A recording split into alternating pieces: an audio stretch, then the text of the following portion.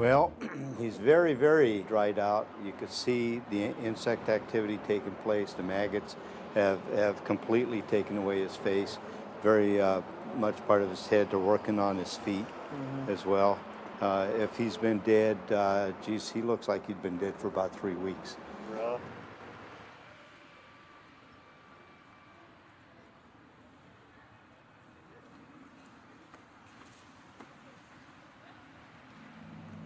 I grew up around a mortuary. I came into the county as a mortuary attendant, where I was just picking up and delivering. From there, I started doing the supervision. From there, I came over to London Crematory, and it's been an enjoyable 30 plus years.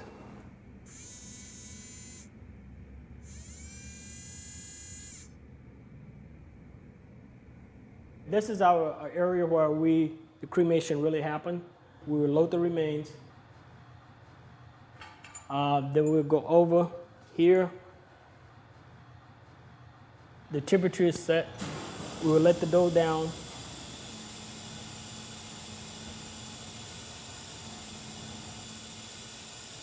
Okay, then once we do that, we'll go back out to the hallway, get our second remains, come back, sign in the number, which is number 2. Let the dough down. We'll go to number 3. We'll load the remains with the signed number again. Go back to the mechanical part.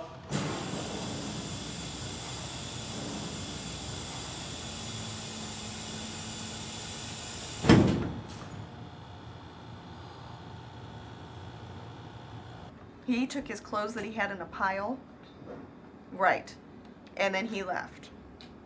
And I sealed the residence with a seal saying that no one can enter the residence, and then locked the door. Hi, what's the coroner's case number? And what would you like to harvest? And died today in Downey? Okay, one moment. I have Doheny Eye Bank on the line, and they'd like to ask you if they can harvest from someone. Coroner's Investigations, Magdaleno. Okay, is this a juvenile? Okay, how long has this person been missing for? Okay, hold on one moment. The computer is a little slow. And their last name, please?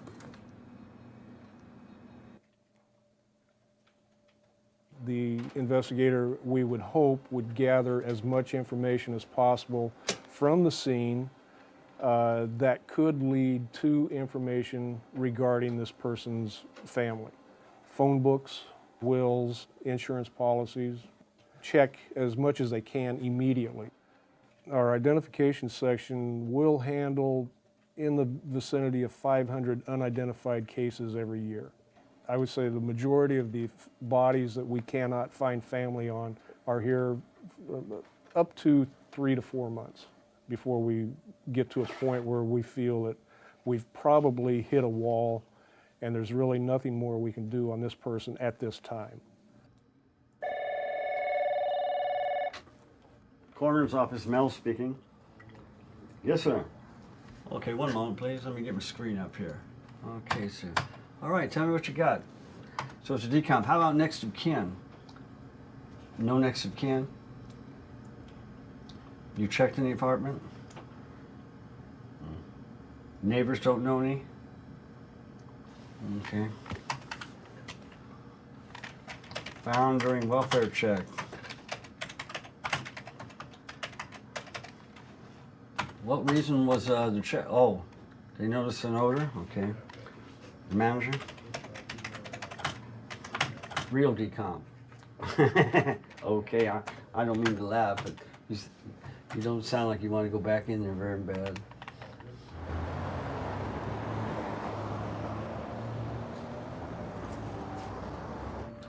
He said probably the last day he saw him was about 6 days ago.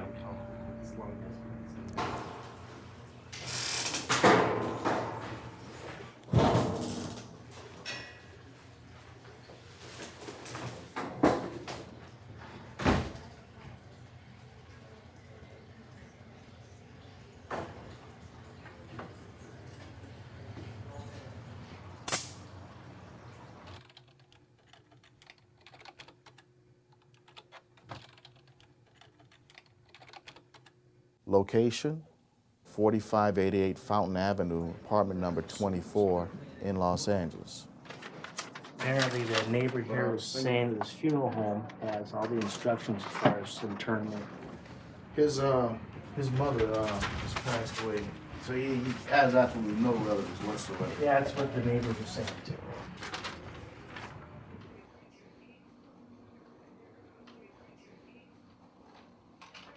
The decedent was observed lying unresponsive on the bedroom floor of the premises on his left side.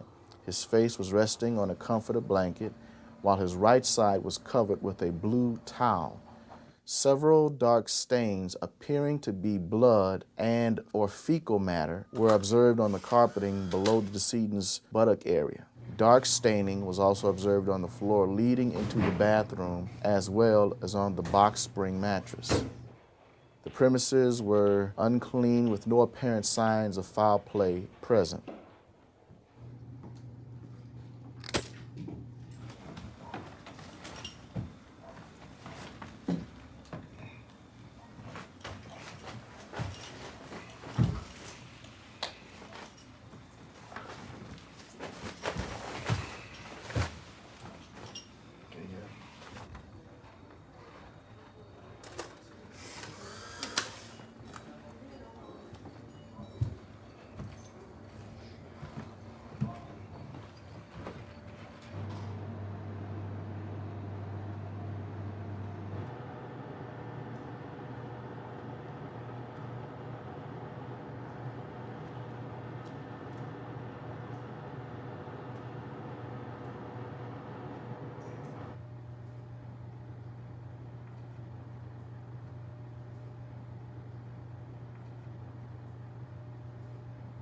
Tissue donation.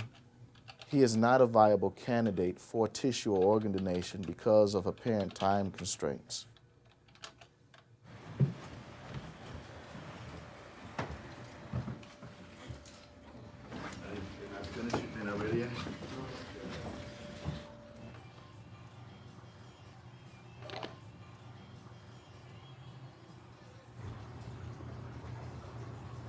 Next of kin notification. No relatives have been located at this time.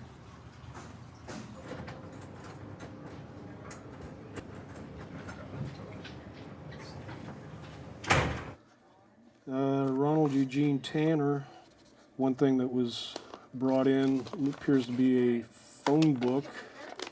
Hopefully there'll be some family names in that. The decedent here is 63, so the parents may be deceased. This guy's name is Tanner, so we'll go open to the T's to see if there's anybody named Tanner in there. Nope, that's the obvious thing. Let's look under M for mom. All right, he mentioned that to Michelle, so that's why, okay. Yeah, we probably won't have it. I don't see mom there. Here they are in the back. Let's get his family listed back here. Okay, there's Grace Tanner. That's the address in Gilroy. There does look to be some information here that we may be able to build up on. We'll eventually start calling as many of these numbers as we can to try to determine who some of these people are and why he has their phone numbers listed in his phone book. Doyle, what's exsanguination? He bled to death. He bled to death? Exsanguination? Yeah. That's what exsanguination is bleeding to death. Were there internal trauma? He just writes here, it appears to have suffered a rectal bleeding.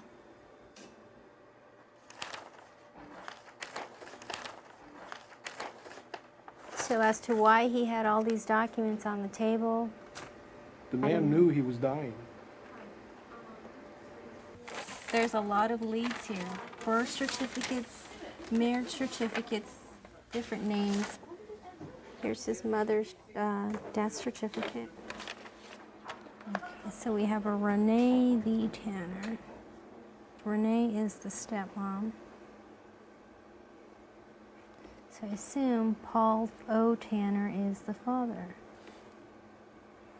Okay, so basically, Renee, she left 20% of her estate to the decedent.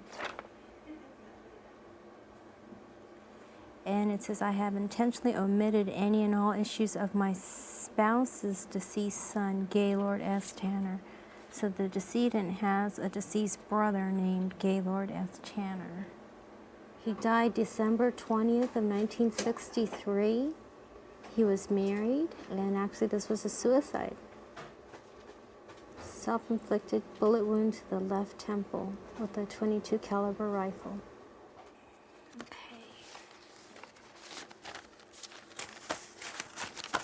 And I want to look through these mortuary papers to make sure that the decedent doesn't have an actual pre-need for himself. So if he does, which he does, he has here a card from Forest Lawn, Hollywood Hills. He has a, looks like he has a plot. Hi Miriam, my name's Investigator Kato from the Coroner's Office.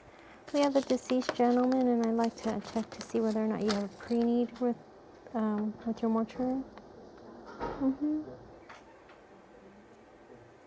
Thank you. Are you on hold, Joyce? Joyce, are you on hold? We're gonna order lunch. Where are you going? Probably J&Y, Wow. unless you want something different. I actually brought a. You brought lunch? I brought a So you're gonna be good? frozen meal. You're gonna be good? Yes, I'll be good Okay today. then. Thank you. All right.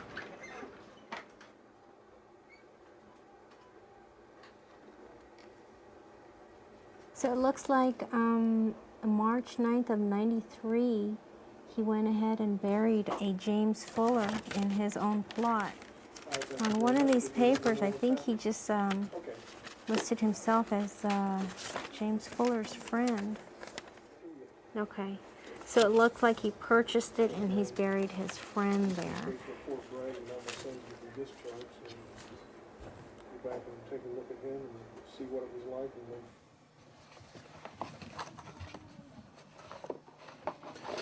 These were cremains found in a closet at a local mortuary. We are responsible ultimately to try to find the next of kin, and be it somebody who's already been cremated and through the process, that shouldn't even be a coroner's case, to a body that's out at a residence still. Looks like I have a next of kin maybe listed on here. Looks like he might even be an inmate. That'd make it easier to find him. At least he can't get away from me. We have Mom here. What do you want? I mean, do you want to claim her, or do you want us to make arrangements, for county disposition? Just, put her away. This person here died in October of '97. Somebody just placed his cremains on the divider and left them there. A city employee that was out working on the dividers found them, didn't know what they were, realized what they were, and then had them brought into us. The problem with this one here is the permit, which is by law supposed to be attached, was not. So we have no idea who these are, who the next of kin is, and it becomes a matter of trying to figure it out.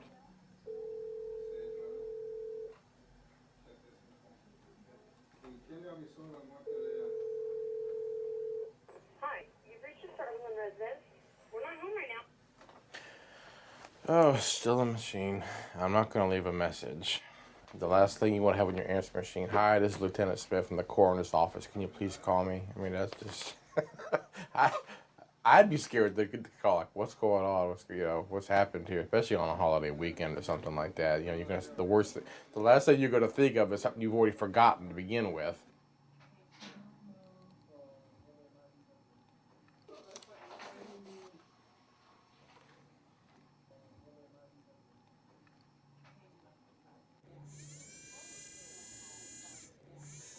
Cases of people that die in the county of Los Angeles reported to our office. It could be from the coroner's office, LA County Morgue, convalescent hospitals. The purpose of the public administrator's office is to find out, are there any next of kin Is there a will or a trust? Are there assets? Things of that kind. When we receive a case, we're supposed to have a 10-day turnaround. That includes whether we need to go out in the field, look for next thing, whatever the case might be. We've got a 10-day turnaround to determine whether we're going to make it a handling or we're not going to handle this case. All we determine on this side is how much money is going to be spent, whether there's enough assets for a private funeral or whether it's going to be county dispo or whether it's going to be indigent vet. If the decedent doesn't have enough assets to make private funeral arrangements, they would set up county dispo.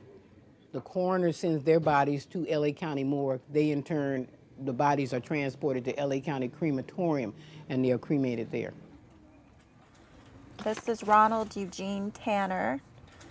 Came over from Coroner case 4387, and we've assigned it an estate number 2640007. His father passed away in 91. His mother passed away when he was young, so that's why we have the stepmother, Renee, leaving him items. Renee passed away in 99. He had a brother who committed suicide in 1963. So far the only potential contacts would be an executor to a stepmother's estate. We have form letters that go to various things. Notice of death is what I'm going to send to see if these people know the decedent, know anything about him. It's a form letter. We regret to inform you of the death of Ronald Eugene Tanner. If you're related to the decedent or have any information regarding the decedent's relatives, please call myself, the trust officer assigned to this case. And we would appreciate receiving any information that may have concerning the decedent's will, heirs, or assets. And this will assist us in determining the disposition of the estate. He banked at Bank of America, which I will request a letter for the bank to get balances, to see if there's a beneficiary or safe deposit box. So far no family contacted, and the best bet is to go to the residence and search there for more information, more assets.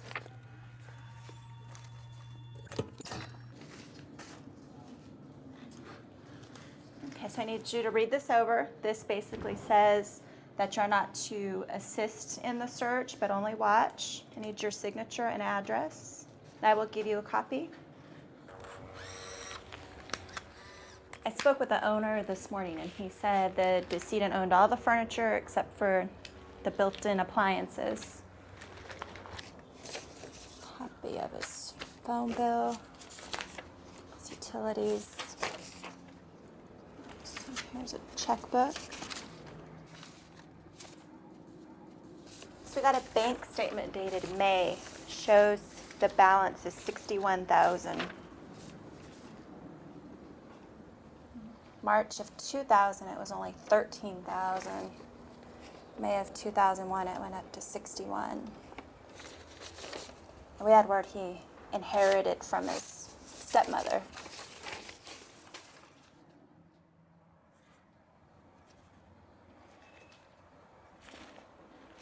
It's got a picture of his mother's grave. These might be helpful.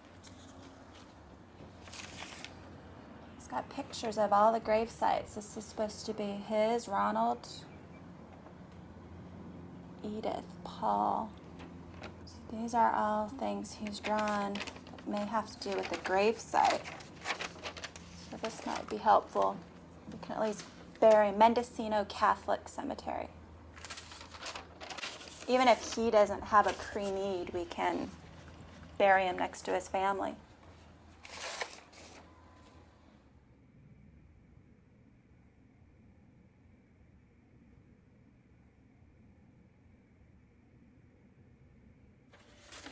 Employment information.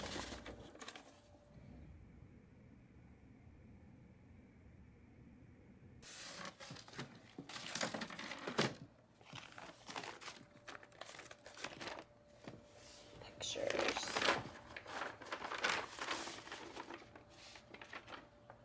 Family photos.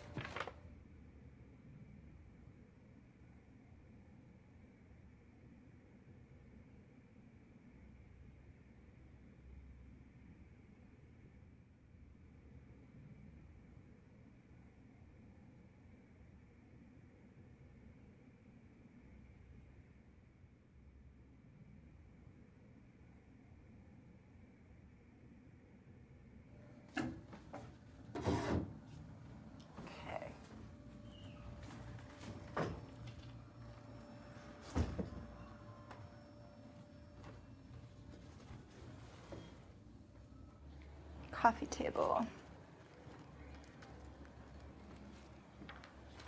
End table.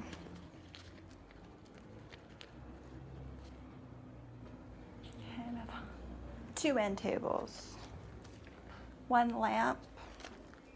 1, 2, 3, 4, 5, 6, 7, 8, 9 pictures. 11 pictures.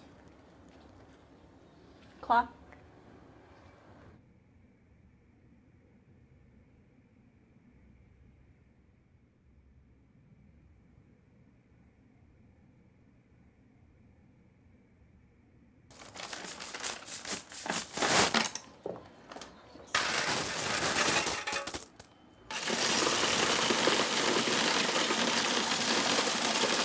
Total, let's get to $1. 45. 45.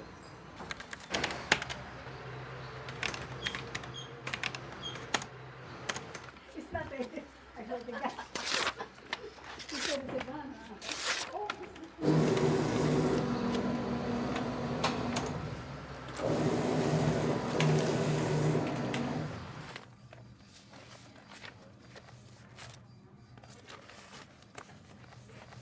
James Fuller. Ronald, our decedent, and James were roommates, and James left him as a beneficiary to insurance policies at $46,000. And he passed away in 1993 from AIDS.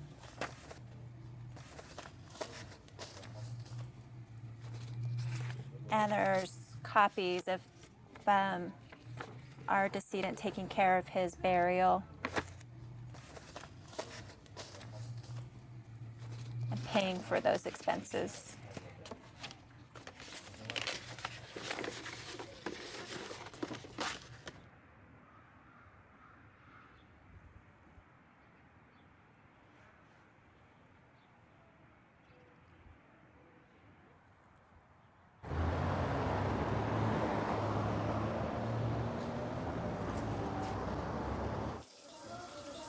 Okay, Donald Wright, and we know that because... Search his pants for his ID. Okay.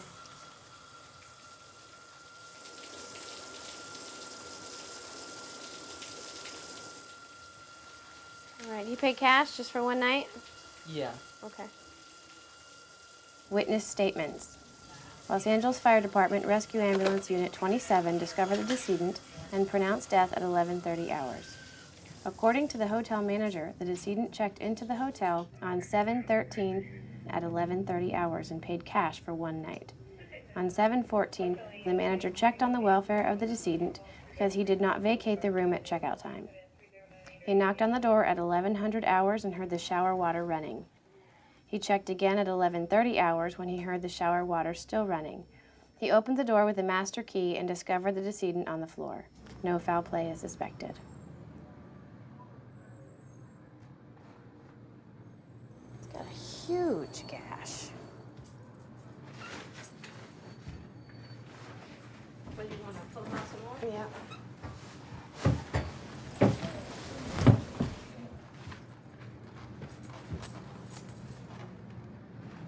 You've seen bridging like this before, Taisha?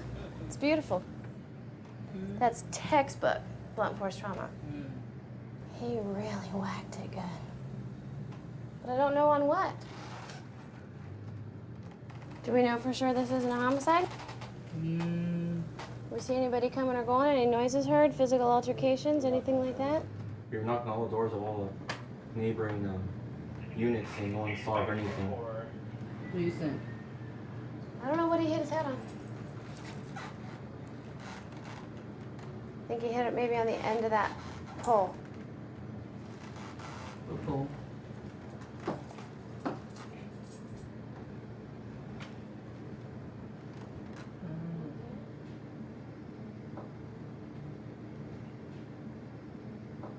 I think it's an accident. Collapses, hits his head, is unconscious a little while before he dies because he has time to have tissue reaction. He has time to bleed. He has time to foam up. The foam could be indicative of a cardiac condition, which would be consistent with a collapse. Okay. He's obviously not doing well. He's with a fatty liver like that or something. I'm no doctor, but that's not normal.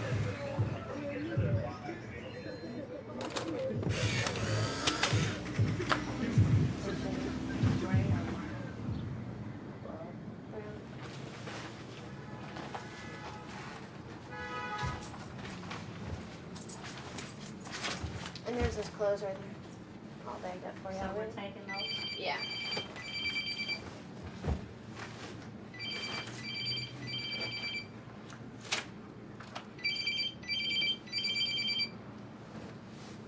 Hi, love. How are you? Wrapping up a body. What are you doing? What's that? Yeah. Are you about to take off to work? No? Oh, I lost track of time, I guess. Is the roll call over?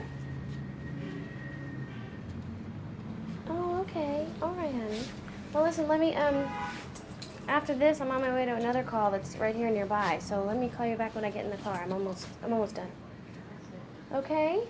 Okay, I'll talk to you real soon. Bye. Okay. Next of kin notification. None known.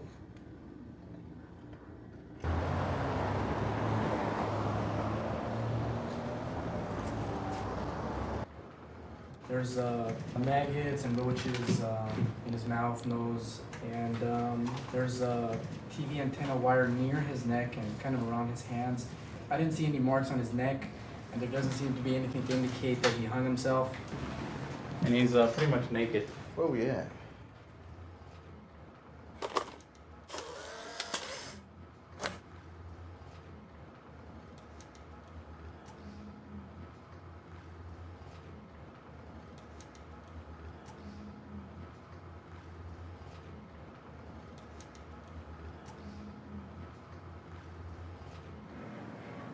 You know when a lion kills an animal, he only eats a certain amount of meat, and then the birds eat a certain amount of meat, and there's still meat stuck to the bones, right?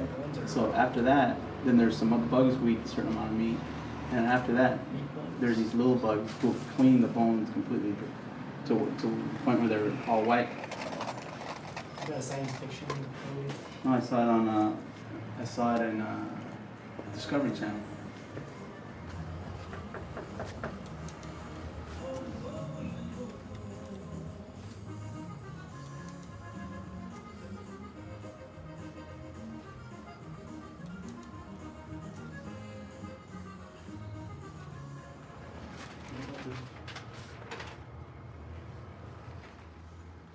That wasn't a auto.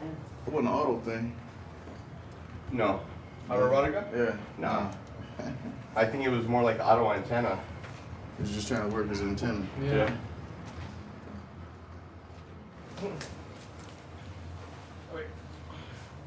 That's it? That's it, good.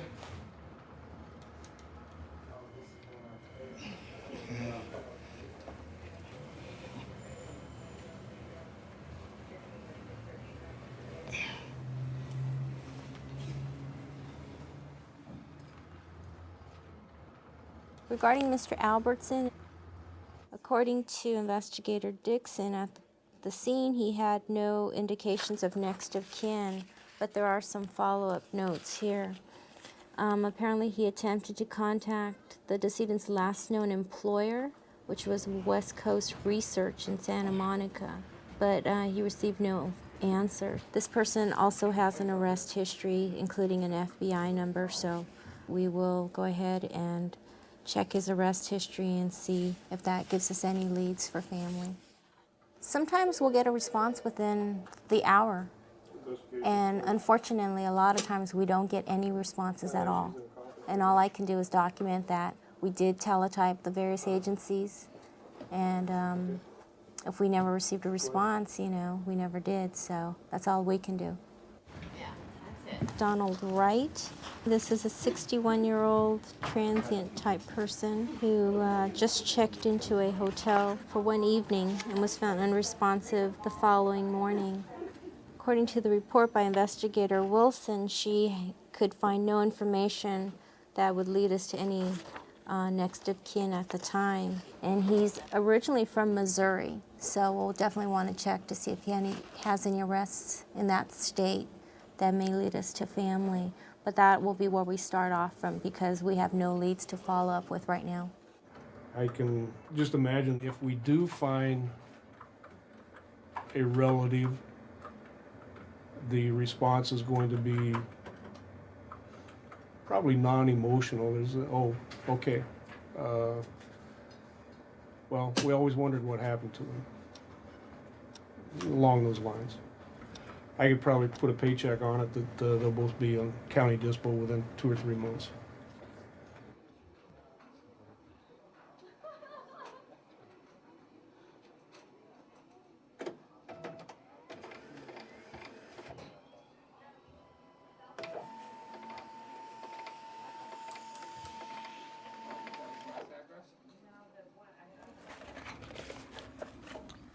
And then back to Tanner.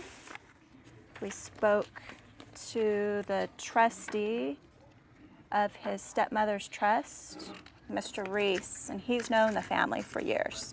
Both of the decedent's parents, he was the trustee to their estate. And he does not believe any living relatives. So we're going to proceed, and we'll continue to look for relatives in case there's somebody, but we have to move along to get him buried. Looking through Mr. Tanner's things, he may have had a pre-need. And here's actual pictures with his name written on his plot, which I've never seen that type of an organized situation. So he had buried his partner in a plot that he originally owned. So that plot is now gone, but he went on ahead and got a plot, but I think this is something extra for him. And it's been done through Callahan Mortuary here in Los Angeles. And reading through the notes, it looks like he wants a burial back in Fort Bragg, California, which is near, I think, where his family home was. His stepmother had written him a note. She broke down all the prices for the mortuary, the plot. All right, just let you know, his remains are at the coroner's office. Right, and I'll let them know that as long as everything works out with you, that Callahan will be picking up. Yeah, no next of kin, and the public administrator will be handling. So his mother pushing him to be organized was helpful, because now he'll have everything just the way he planned it. The bank verification is back. Balance at date of death and the current balance, $60,495. So these accounts are collected. Okay, so this case is finished. Gonna move it along. Need to close it out in the computer real fast. I completed my part, which is the initial investigation, which determined it's a handling. It will be removed off my list so I can move on to the next one and appear on somebody else's list. How dirty was it? It's just dusty. It's not Okay. bad. Like smoke. Dust. Okay. The bedroom's kind of bloody a little bit. Okay. I'm putting in a request for a drayage, which means they're going to go with a moving crew supervised by deputies to remove the contents of the residence. And they put all the belongings in crates, so it's important when the deputy is out there to kind of give us an accurate picture of what's going on. How dirty is the place? Are there stairs? Is parking a problem? Are there restrictions with parking? Because the truck is quite huge, and they need to know if it can be accommodated. Okay, that's all, and I just package all this up with the keys. This seems like it's going to be quite easy one day.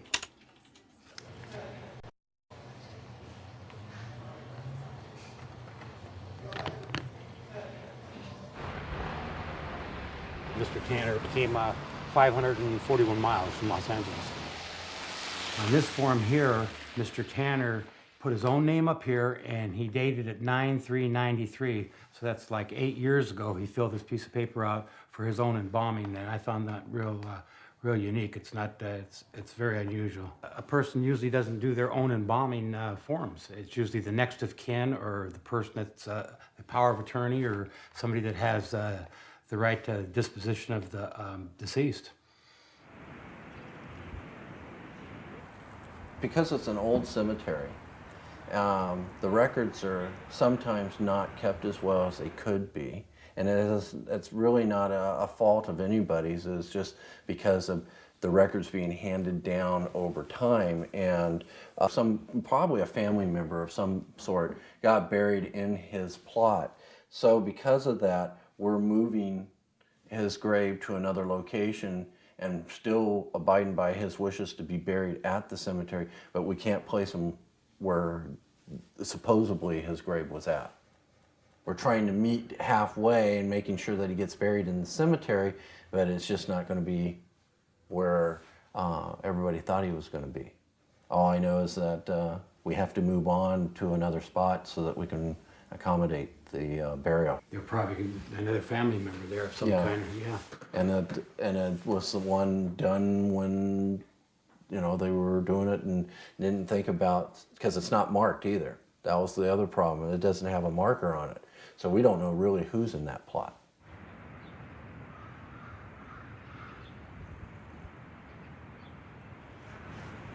Okay, ready? 1, 2, 3, let's go.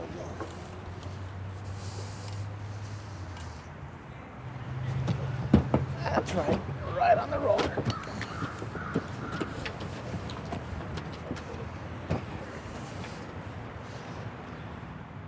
We've come here today to lay to rest the body of Ronald Tanner. He has lived longer than his family members, and so we come to fulfill his wishes to be laid to rest here in the cemetery in Mendocino, California.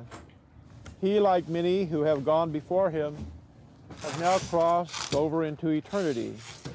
His body is laid here to rest, but his spirit is returned to God, our Creator. Someone asked what is dying. And I would like to share these words as it describes someone's thoughts. I'm standing on the seashore. A ship spreads her sails to the morning breeze and starts for the ocean. And someone at my side says, she is gone. But gone where? The loss of sight is only in me, not in her. Just at that moment, someone on another shore begins to cry, here she comes, here she comes. For others are watching and waiting for our homecoming. Others pick up that glad cry, here she comes. And this is dying. This is Ronald Turner when he was in high school. Senior Spotlight. Looks like he was in a play. Seth's Altogether Male Show at the Park Theater. It was in the 50s or 60s. Was it? Doesn't have a date. Saturday. Where do you see Saturday? Every Friday, Saturday at midnight. Oh, here it is. World premiere starts Wednesday, November 19th. No year. Third biannual amateur male filmmakers competition. Oh, 1970. 1970.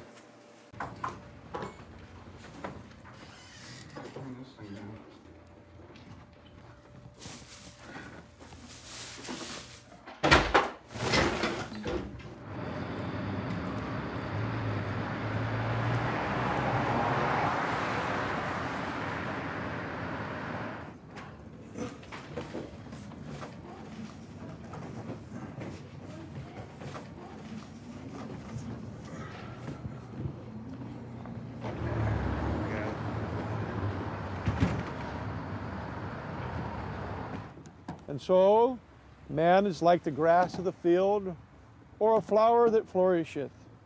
The wind blows about us, and it seems we are gone. and the place thereof is remembered no more. But the mercy of our Lord is from everlasting and to everlasting on those who fear and reverence him, and upon his children who are righteous in his sight.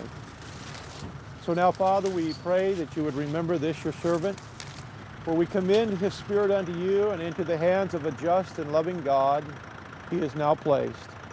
Father, we pray that his memory would be blessed and that your name would be glorified in the life that was lived. We ask this in the name of the Father, the Son, and the Holy Spirit. Amen.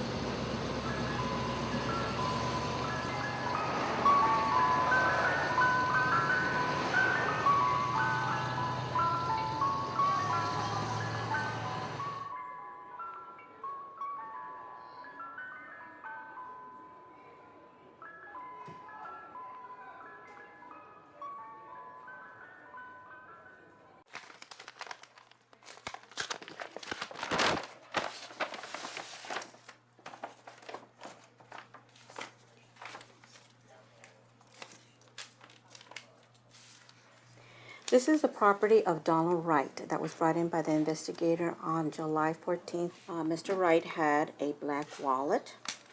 He had miscellaneous papers. He had some farmer markets nutritional program coupons, and he had an ID. Mr. Donald Wright did have $290 on him at the time of his death. We will hold the money here in the county trust in case a next of kin should ever come forward. We hold the property. Generally for 90 days, we send out letters to the families, if there is a family. In this case, there was no letter sent because there was no relatives. The Public Administrator's Office had no interest in the case because it was nothing of value, just miscellaneous items in a wallet. They turned over the property back to us. So I'm at the point now where I've given this case ample time for somebody to claim the property, and I will be disposing of it. We shred and tear every document possible. We put it in a red hazardous bag. We will then tie it up. We will keep it in safekeeping till the janitors can then come and dispose of it. They have certain areas where it's under lock and key, and it's not disposed out and just in the dumpsters or in the trash. And then the disposing company will come and pick up the trash and take it with them.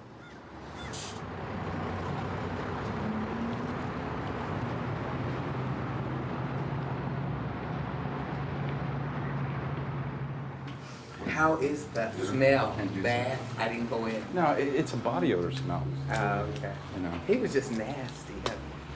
Did he die in here? Yeah. Oh, no, it smells like body odor.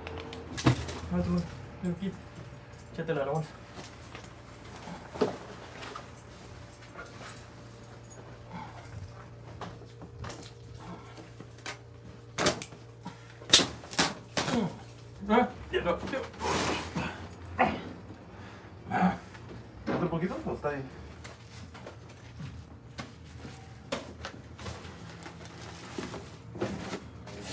James, if you want me to go through the papers, you can put them out here after you shake the roaches off. If we clean out the window, put this bed straight up, this sofa bed will have all kinds of room. We need to get this thing out of the way right now. That's what's blocking. Is this all trash here in the basket? Okay, yeah, it still has live roaches too.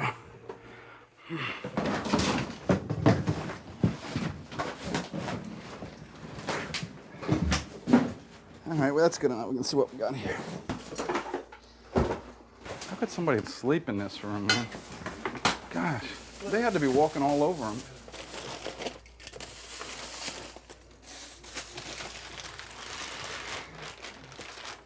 Bag of roaches. Bag of oatmeal. Oh. He won $50 from the California lottery. gave $135 a month to the Midnight Mission every month, and they sent him notes of gratitude. He must have been homeless at one time. He has no personal papers in here, just bills, receipts from the mission, statements from bank accounts. Wow, he might have been sending $135 a week, because in May there was $135 on 5/30, $135 on 5/6, when his weekly paychecks were only $271. Wow.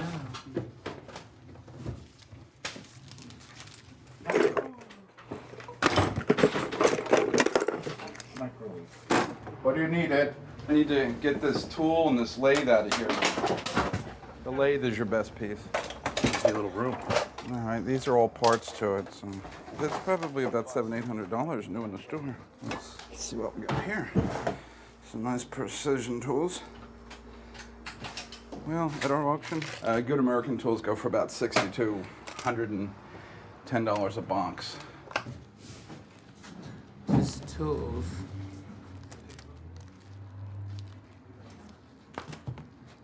He loved tools. Those look like drill bits, maybe. I'm not sure.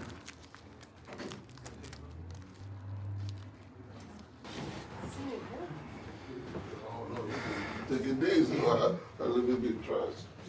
We verified about $3,700 in assets, and that's based on a bank account, checking account. The minimum fees for our office come out of that, which are $750. Then 2 death certificates, $10 each, and then a whole day, 8 hours, times $72 an hour for the drayage moving crew. That can come to about maybe $600. There's coroner fees for $207 and $541 for the LA County USC mortuary to cremate. That'll about take up all the funds, so however much money I have left after the expenses are paid is how much the rent will be reimbursed for.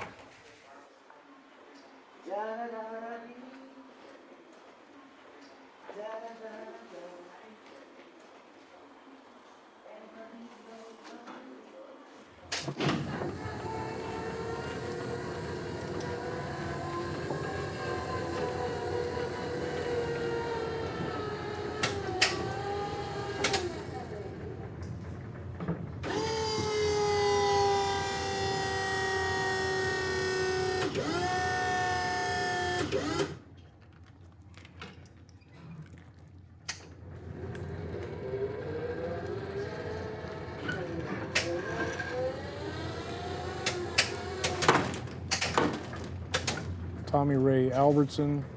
His case, we've exhausted all efforts in trying to locate any family. We've run his history, located where he used to work. There's no history of family or emergency contact. Everything we've come up with on him has led to dead ends as far as locating family. Public administrator has also conducted an investigation, and they did find enough funds to handle the disposition of his remains, but they're going to do it by county dispo. Ronald Eugene Wright, we pretty much exhausted all efforts to locate his family. We were able to track him back to Arizona. However, his trail pretty well dried up there. We've been unable to locate any other information relating to family since we've not been able to locate anybody within the past 5 months. We've been working on him. We will now suspend the case and turn it over to the county morgue for cremation.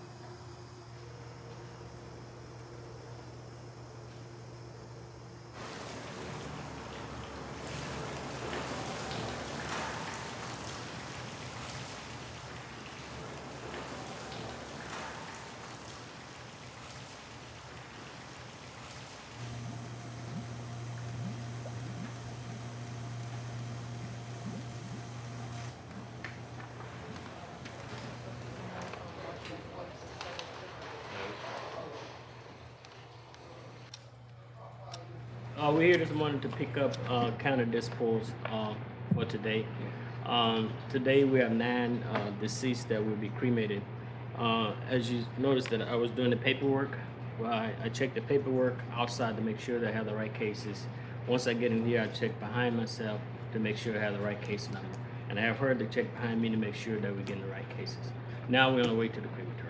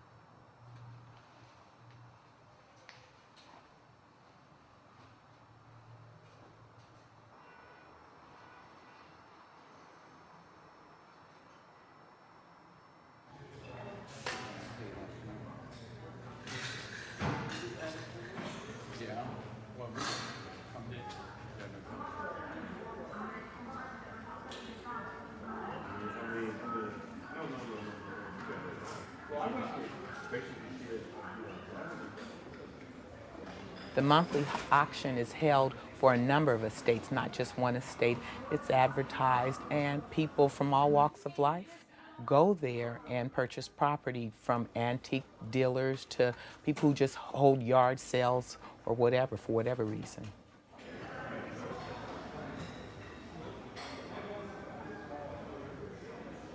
After the drayage is completed, the personal property is housed at our Pico Rivera warehouse, and it is held there for approximately 90 days, and we try to find next of kin, and then we have to dispose of it. The money is posted and credited back to the estate, and it's used to either pay creditors' claims, costs and fees of the estate, or for distribution to next of kin. Okay, good morning, ladies and gentlemen. You know, we do have a double auction going, okay? We're going to start in the back room with lot number one. Lot number one, which is on this side of the building. Everything between Dave and George for one money. This is a lot price. We're going to start with lot number one. We're going to stay in numerical sequence, and we're going to go all the way through the back room, okay? I'm going to go $30 for the lot. And I'm going to go 30. And I'm going to go 30, 30. I'm going to go 20. I'm going to go 10. And I'm going to go 10. I'm going to 10. I'm going to go 15. 15 now 20. 15 now I'm going to 20. Now I'm going to 15 now 20. 15, 20, 20 now 25. 25 go 30. Now we got an auction. Finally. 490, we have 7 cards to bric-a-brac. 7 cards to bric-a-brac coming away. Okay, we're going to go $30 from all. We're going to go 30, we're going to go $10 from all. 10, 15, 15, we're going to go 20. 15 now 20, 20 now 25. 25 now 30. 25, 30, 30, 35. $30, number 35. Sold $30 number 2. $30 buyer number 2 is the buyer here. Okay, we're going to go for 1 money. Okay, we're going to go $20 for it all. You're going to go 100, you're going to go 70, 60, 50. You're going to go $50, 40, 30, $20 for it. You're going to go 20, 30, 30, 40, 30, 40, 40, 50, 40, 50, 40, 50, 60, 60, 70, 60, 70, you're going to go 70, you're going to go 70, 60, you're going to go 70. All through $60, you're going to go 74. So 67 is the buyer here. Tommy Ray Albertson.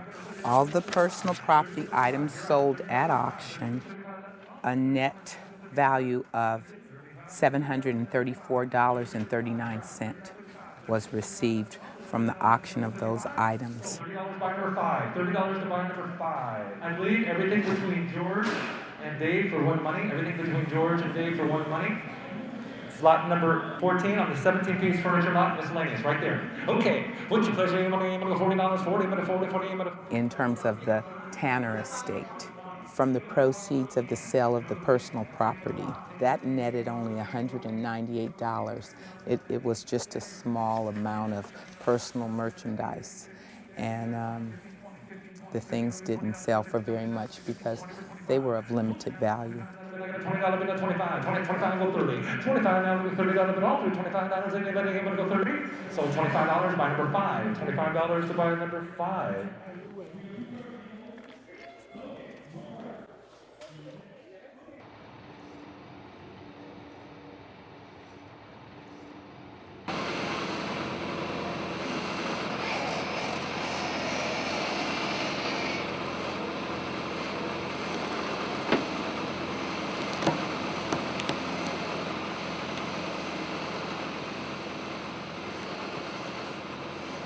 The property's been here since the turn of the century. It was given from the city to the county in the 20s and has been the site of the cremation and interment of people with no next of kin since the late 1800s.